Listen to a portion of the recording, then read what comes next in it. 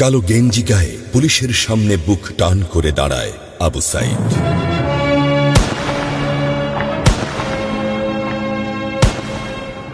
Police তাকে রক্ষা করার বদলে গুলি করে।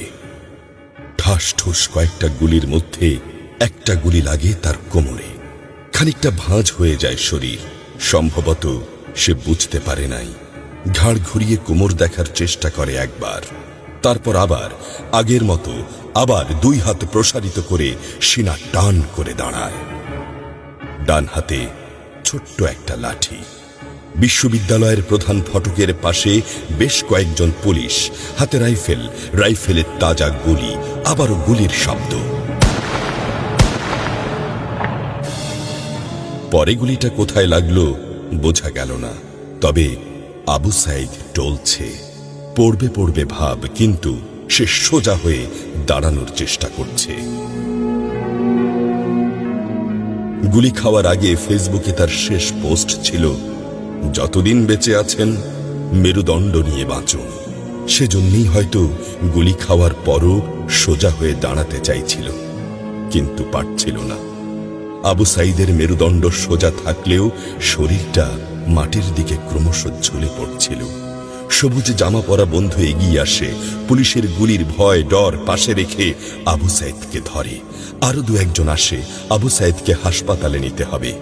আবু সাইদ হাঁটতে পারছে না, শরীর ছেড়ে দিচ্ছে। 4-5 জন হাত পা ধরে শূন্যে তোলে। আবু সাইদ ঝুলছে আর রক্ত পড়ছে টপ টপ টপ।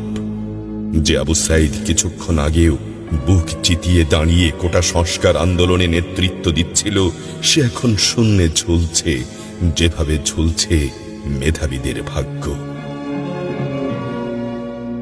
রাত 10টার আগেই বাড়িতে যাওয়ার কথা ছিল আবু সাইদের। মা অপেক্ষা করছে, বোন অপেক্ষা করছে। তখনও তারা জানে না আবু সাইদের মৃত্যু সার্টিফিকেট লিখছে কর্তব্যরত ডাক্তার। নাম আবু সাইদ, পিতা মকবুল, ঠিকানা বাবনপুর, পীরগঞ্জ, রংপুর। বয়স 25। মৃত্যু কারণ আগমনের সময় মৃত্যু। তারিখ 16/7/24, রাত 8টা 5 minute. Serial number 240434, Rangpur medical college হাসপাতাল। পরিবারের একমাত্র শিক্ষিত ছেলেটা খুন হয়ে গেছে।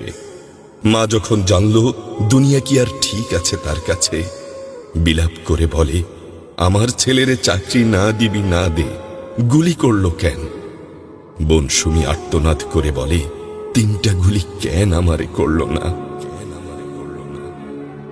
আবু সাইদ ফেসবুকে আরো লিখেছিল, যদি আজ শহীদ হই তবে আমার নিথর দেহটা রাজপথে ফেলে রাখবেন। ছাত্র সমাজ যখন বিজয় মিছিল নিয়ে ঘরে ফিরবে, তখন আমাকেও বিজয়ী ঘোষণা করে দাফন করবেন। একজন পরাজিতের লাশ কখনো তার মা বাবা গ্রহণ করবে না।